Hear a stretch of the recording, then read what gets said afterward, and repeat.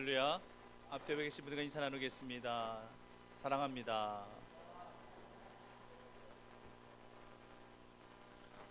어떤 분은 박력 있게 사랑합니다 하시고, 어떤 분들은 좀 이렇게 수줍어 하시면서 사랑합니다 고백하시고, 어찌됐든 간에 주님의 사랑이 우리 모두에게 그냥 의미 전달이 정확하게 되어지기를 간절히 바랍니다. 지금도 마찬가지겠지만 제가 어렸을 때만 해도 여름 성경학교는 정말 잔치였어요. 저는 6학년 한 가을 때쯤부터 교회를 다니기 시작해서 저는 여름 성경학교에 대한 추억이 없어요. 그게 제일 좀 아쉽습니다.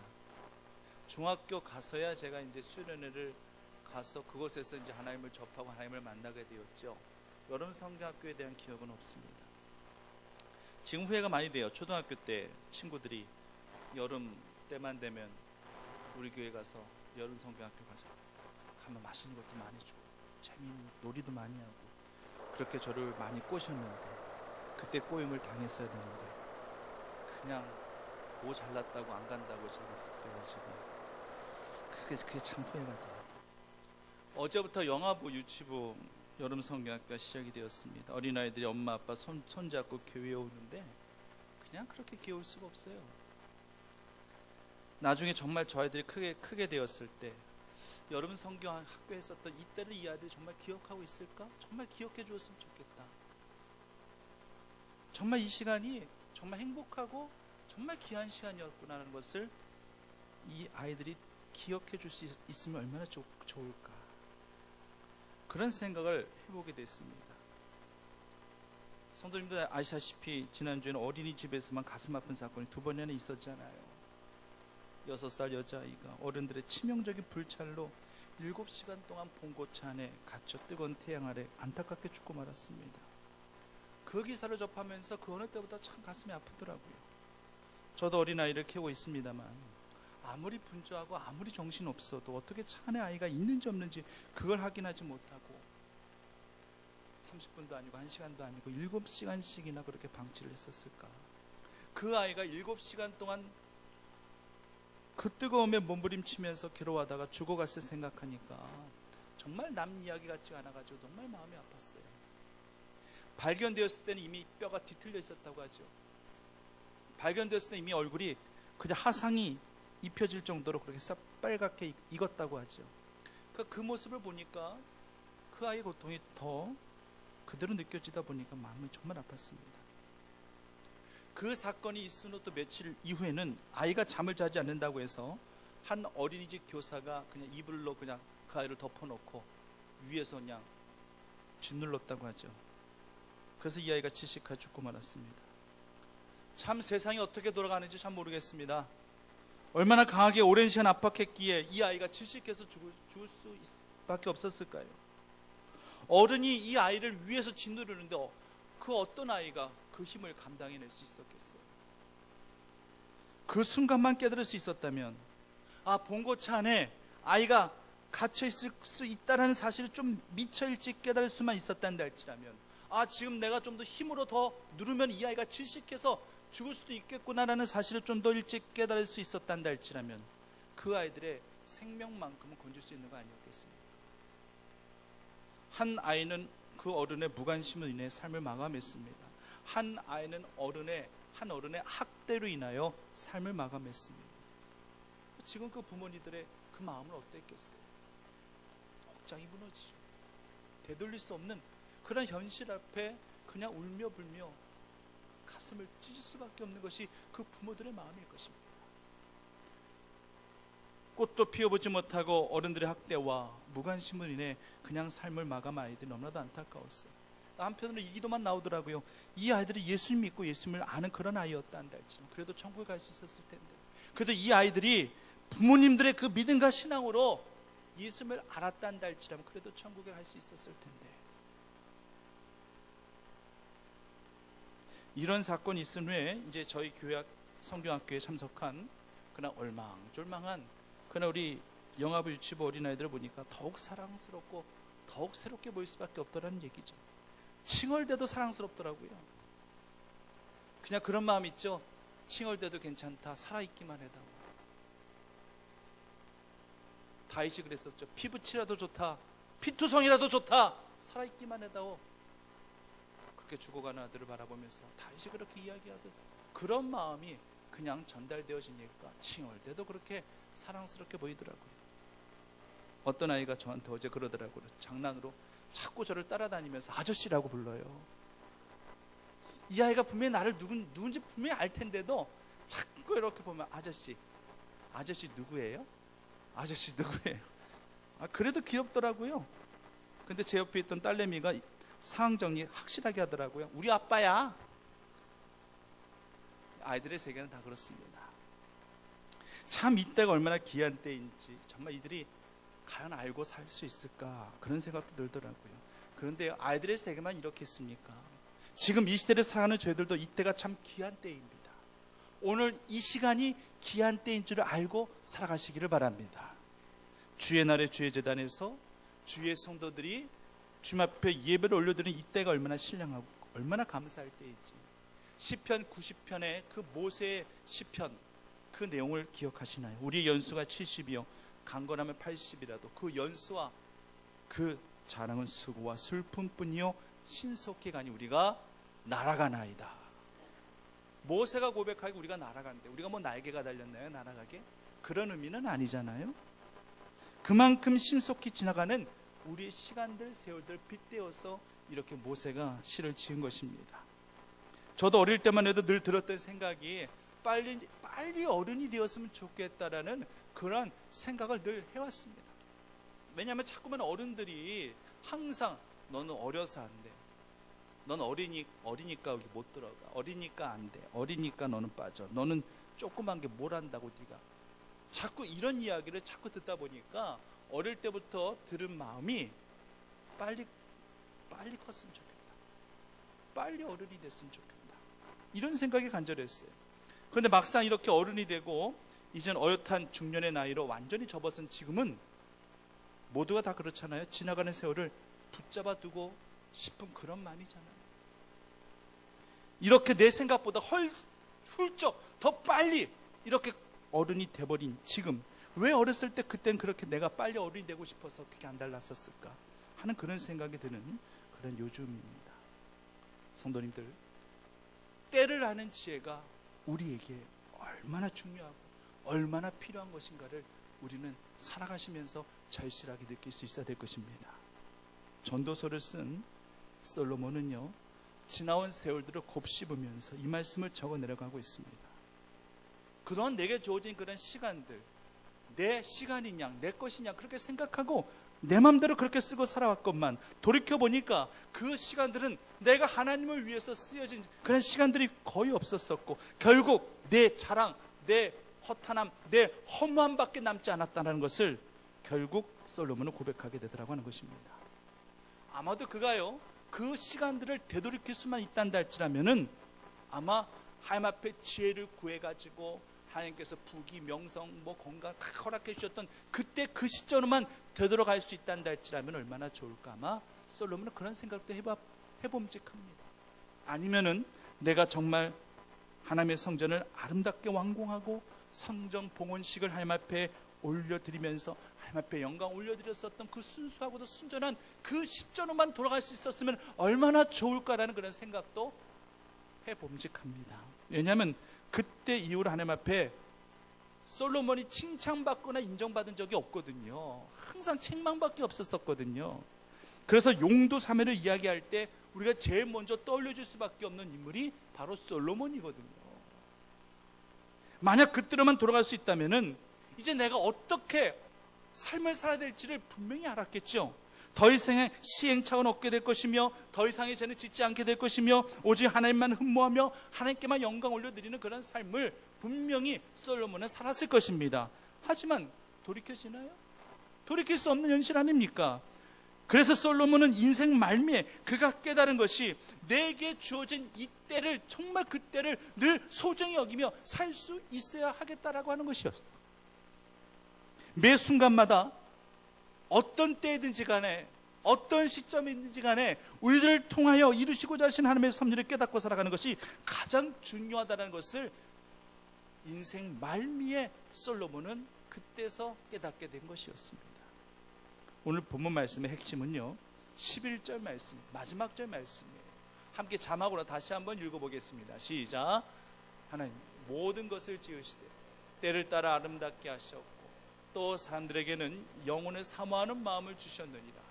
그러나 하나님이 하시는 일의 시종을 사람으로 측량할 수 없게 하셨도다. 아멘. 사람에게는 영혼을 사모하는 마음을 주셨다고 말씀하셨고, 그렇지만 그 인간의 그 모든 시종, 처음과 마지막, 이것을 인간으로 절대 측량할 수 없게 하셨다라고 그렇게 솔로몬은 고백하고 있습니다. 그렇죠. 우리 주 아버지 하나님은 처음이요 마지막의 하나님, 알파요 오메가의 하나님이신 줄 분명히 믿습니다. 우리 하나님은요, 우리를 통하여 일을 시행하십니다. 분명히 우리들을 통하여 뭔가를 이루시기 위해 시작하고 계시는 하나님이에요. 이것은 우리가 분명히 인정해야 됩니다. 그런데요, 마지막까지 우리 생각하는 그런 이 생각과 관점대로 그렇게 움직여질 것이냐, 다시 말씀드려서 인간이 생각하는 시나리오대로, 인간이 지금 갖고 있는 계획표대로, 시간표대로 그렇게 움직여지게 되어지느냐. 하나님은요, 우리가 합당치 아니하면은 절대 인간의 시나리오대로, 인간의 시간표대로 움직여주시는 분이 아니에요.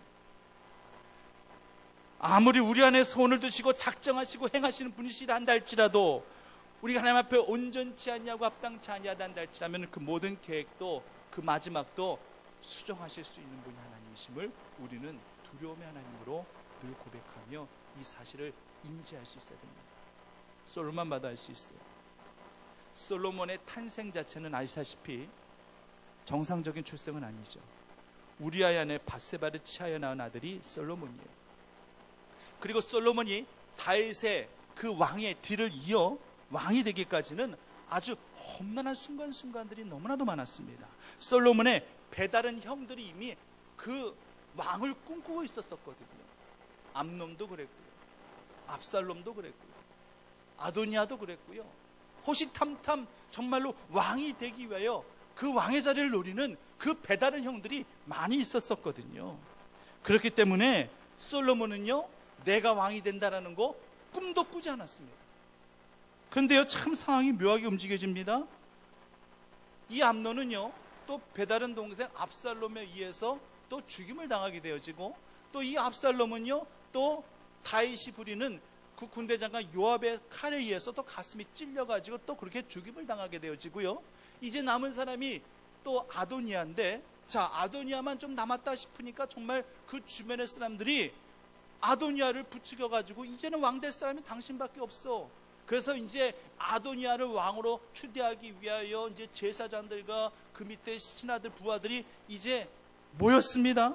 왕을 추대하기 위해서 모임과 해동이 있게 되어집니다. 이 분위기를 눈치챈 솔로몬의 어머니 밧세바가 이젠 직접 다윗을 찾아가는 거예요. 다윗을 찾아가지고 한마디로 단판을 짓습니다. 이런 거죠, 한마디로. 어떻게 할 거냐. 왕의 후계자로 왕은 대체 누구를 지금 생각하고 있는 거냐고. 좀 확실하게 좀 한번 해보시라고. 누구를 선택할 거냐고. 지금 내 아들 솔로몬은 어떻게 되는 거냐고. 아주 그냥 단판을 짓는 거예요. 그러자 이제 밧세바의 그 말을 듣고 다윗이 그때 후계자로 솔로몬을 공식 선포하게 되죠. 이런 시나리오로 솔로몬이 왕이 되게 된 것입니다.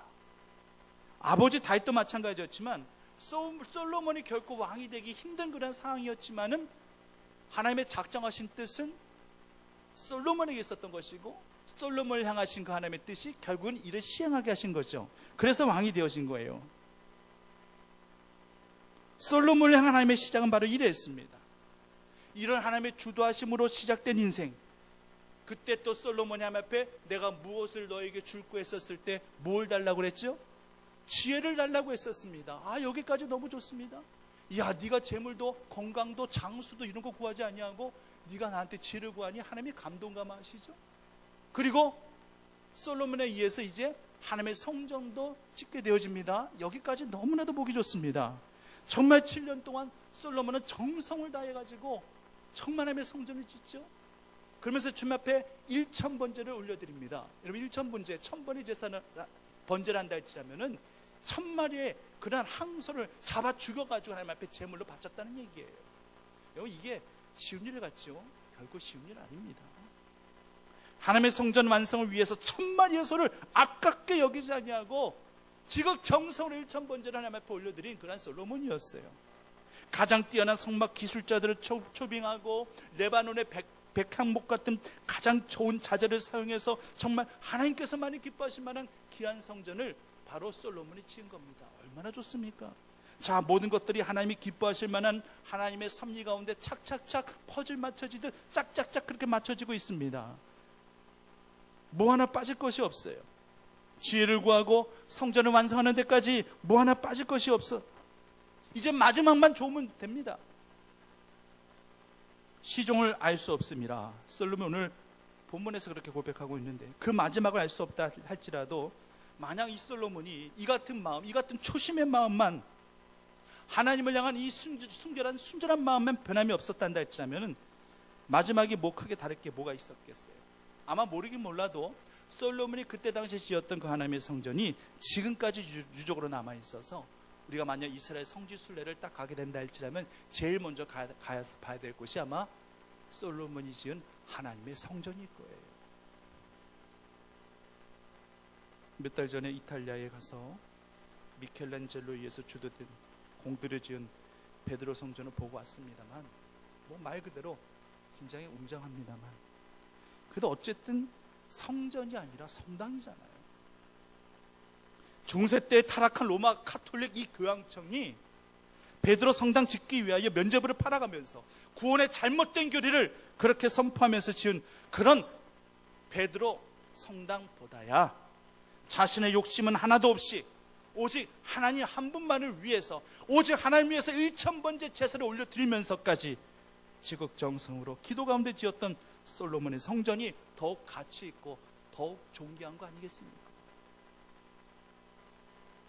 아마도 지금까지 그 성전이 허물어지지 않고 고스란히 잘 보존되어 있단다 할지라면은 아마 정말 빨리라도 이스라엘 가서 그 하나님의 성전 저도 한번 밟고 싶어요.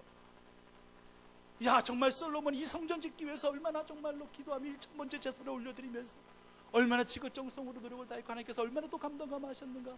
그 성전 보면서 정말 감동 감화를 받게 되겠지. 근데 지금 어떠합니까? 솔로몬의 타락으로 인해 하나님의 성전은 허물어졌습니다. 그리고 그 나라는요 남과 남북으로 남유다 북이스라엘로 둘로 쪼개지고 말았습니다. 이게 하나님께서 원하시는 시나리오였을까요? 그것이 솔로몬이나 또 다른 이스라엘 민족들이 상상조차 했었던 그런 시나리오였을까요?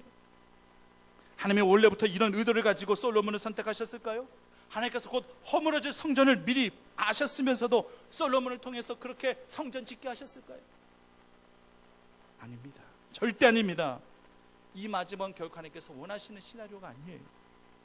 하나님이 원하시는 시나리오는 솔로몬도 변질되지 않고 이스라엘 백성들도 주의 성전에서 늘 예배드리며 기뻐하며 말씀 안에서만 살며 우상 섬기지 아니하고 오직 하나님만을 늘 섬기며 그렇게 삶을 살게 되었단다 할지라면 아마도 지금까지 그 하나님의 성전은 고스란히 우리 신앙의 유적으로 지금까지 후대에 남겨졌을 것입니다.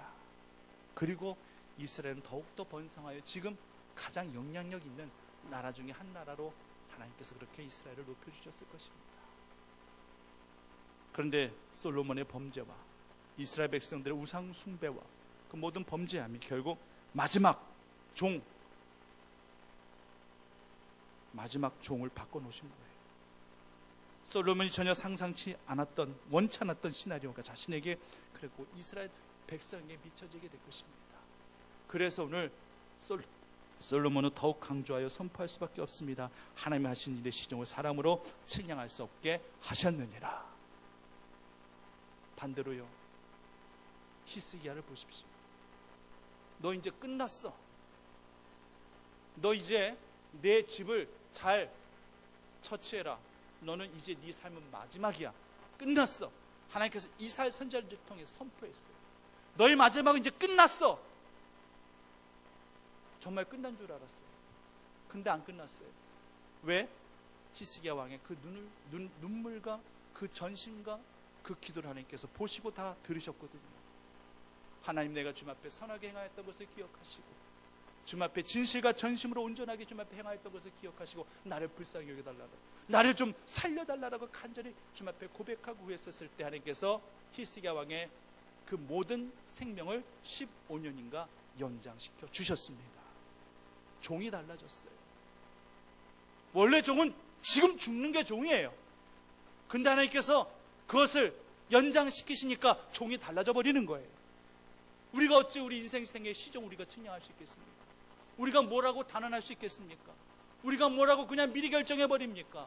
아닙니다. 우린 철저히 하나님의 철저한 주권과 섭립 속에서 우리의 처음 시작점과 우리의 마지막 종, 우리의 모두 끝점은 모두 하나님의 절대적인 권한 안에 있음을 기억하시고, 그 종이 어떻게 측량할 수 없는 하나님의 은혜로 우리의 마지막이 온전히 주님 앞에 살펴질 수 있도록 철저히 우리 삶을 주님 앞에 내어드릴 수 있는 저와 여러분들이 되어지기를 간절히 바랍니다.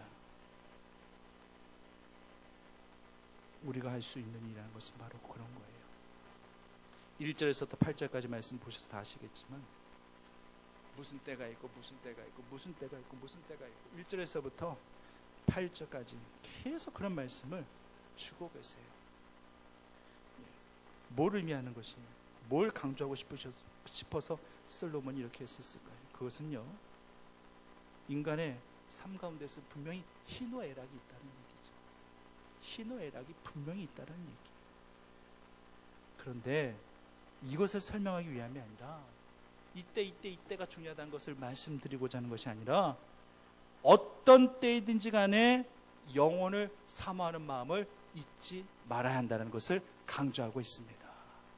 어느 순간이든지 간에 늘 하나님을 기억하고, 인간은 약하고, 인간은 풀과 같은 존재, 꽃과 같은 존재, 풀과 꽃이 시들듯이 우리 인생도 그렇게 시들어질 수밖에 없는 그러한 인생의 때, 그 때와 시점 가운데 우리가 살아가고 있다는 할지라도 우리를 향하신 작정하신 하나님의 뜻과 섭리는 나를 통해서 온전히 이루어질 것이고, 그리고 나 역시도 역시 하나님을 향한, 그리고 영혼을 향한 그 사모하는 마음을 절대 잊지 말아야 할 것이니라.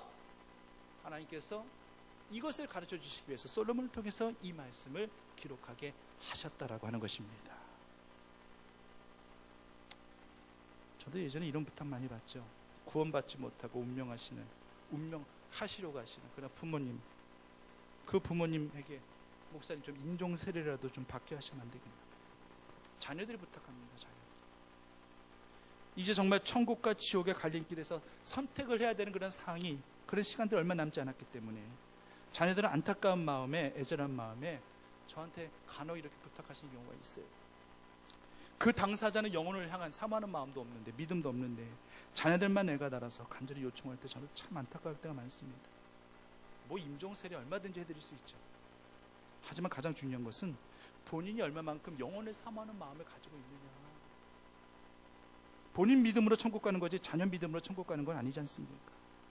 본인도 간절히 원하고 있다면 그때가 하나님의 은혜를 힘입을 때이겠지만, 본인은 그럴 마음이 전혀 없는데 자녀들만 원한다고 해서 그 구원이 그 영혼에 임하지는 것은 아니지 않습니까? 그때가 제일 안타까운 거예요. 사실 이때만 해도 늦어요.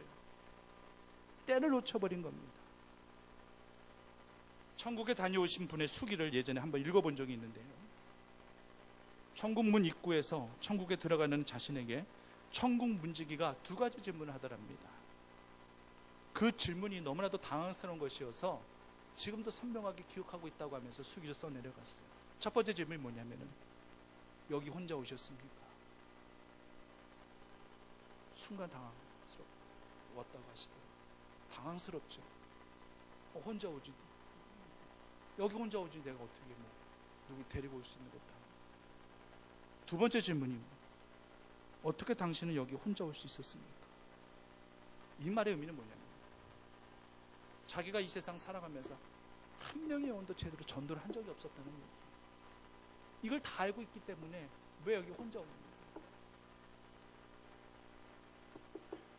천국의 증인 되어지고 복음의 증인 되어지는 것이 주님의 우리에게 허락하신 마지막 사명인데, 왜 한 명의 영혼도 제대로 전도도 못하고 여기 왜 혼자 구원받아 혼자 왔느냐는 얘기예요.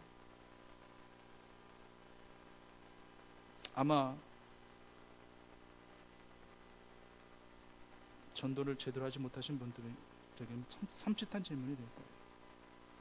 복음의 증인으로 살라 하신 그 주님의 명령 앞에 초라한 내 모습을 그때는 어떻게 포장할 방법이 없습니다.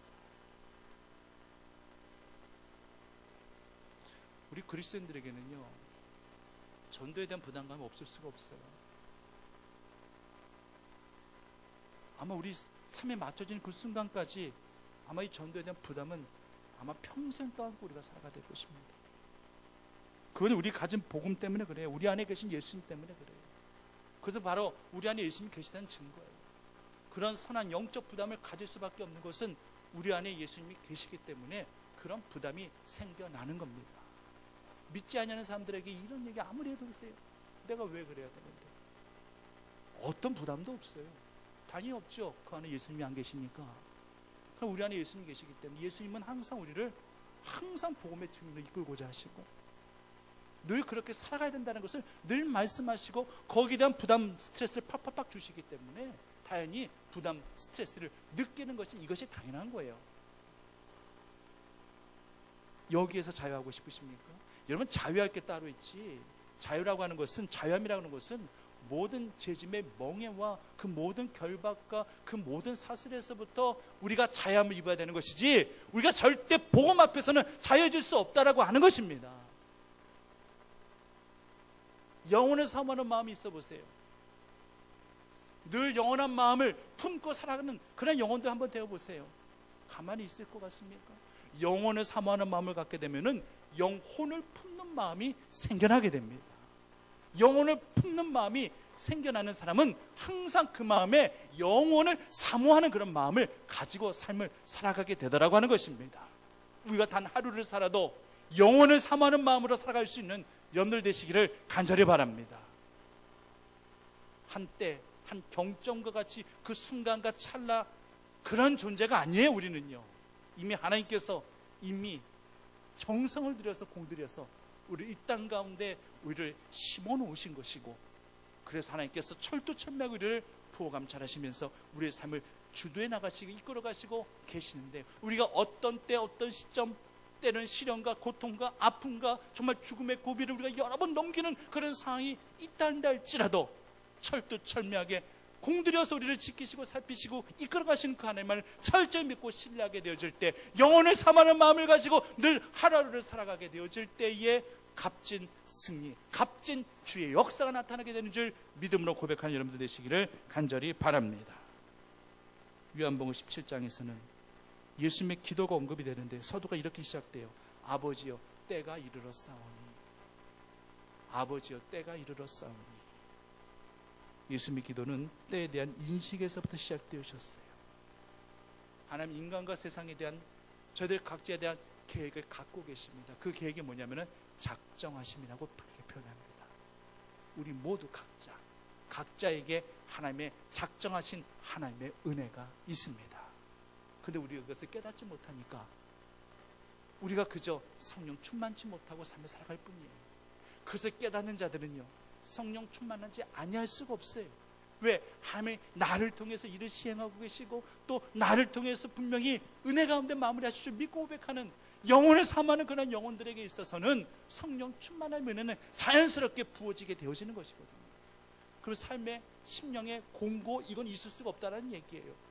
항상 은혜로 충만할 수밖에 없고, 항상 내 입에 주님을 찬미하는 송축하는 입술이 늘 선포되어질 수밖에 없는 것이고, 늘 말씀이 늘 내리에 새겨지고 그 말씀 속에서 늘 주의 복음의 확장을 외칠 수 있고 선포할 수 있는 그런 인생이 되어진다는 사실을 성도님들이 꼭 기억하시고 살아가시기를 간절히 바랍니다. 이제 말씀을 마무리합니다. 우리는요, 지금 한치 앞을 내다볼 수 없는 마지막 때를 살아가고 있습니다. 어른들의 부주의와 무관심, 그리고 폭력으로 인해 어린아이들도 비참하게 안타깝게 삶을 마감하고 있고, 인간의 교만과 욕심으로 인해 점점 세상은 타락해져 가고 있는 그런 현실을 저희들이 살아가고 있습니다. 무덥고 불쾌지수가 높아가는 이때지만, 이때 우리를 향하신 이 하나님의 작정하신가 계획을 늘 의심하지 아니하는 주의 성도들이 되시기를 간절히 바랍니다. 우리의 시종, 우리는 알 수 없습니다. 하지만 우리 인생 가운데 하나님이 깊이 개입하실 수 있도록 온전히 나를 내어드릴 수 있다 한다 할지라면 우리의 종 마지막 그거 염려하지 마십시오. 하나님께서 책임져 주실 것입니다. 그러기 위해서는 더욱더 영혼을 사모하는 마음을 가지시고 절대 변질되지 마시고 오늘이 내 인생의 마지막이 될 수 있다는 생각을 늘 가지시고 오늘 하루를 살아도 영혼을 사모하는 마음으로 살아가시는 지혜로운 주의 자녀들이 다 되시기만을 간절히 축원합니다. 살아계신 아버지 하나님, 영혼을 사모하는 마음을 늘 갖게 하여 주시옵소서. 우리 인생 우리가 결코 형용할 수 없고 측량할 수 없습니다. 측량할 수 없게끔 하나님께서 그렇게 만들어 놓으셨습니다. 단지 우리 영혼을, 우리 믿음을 주님 앞에 온전히 내어드릴 수 있는 그런 순전한 신앙으로만 주님 앞에 붙들릴 수 있을 때 마지막은 우리가 절대 염려하지 않아도 될 것입니다. 하나님께서 온전히 책임져 주실 줄 믿고 고백하며 믿음으로 나가는 저희들 늘 되어질 수 있게 인도하여 주시옵소서. 이때를 분명히 알 수 있는 참 지혜의 마음 우리에게 늘 있게 하실 줄 믿고 고백하오며 예수님의 이름으로 기도드립니다.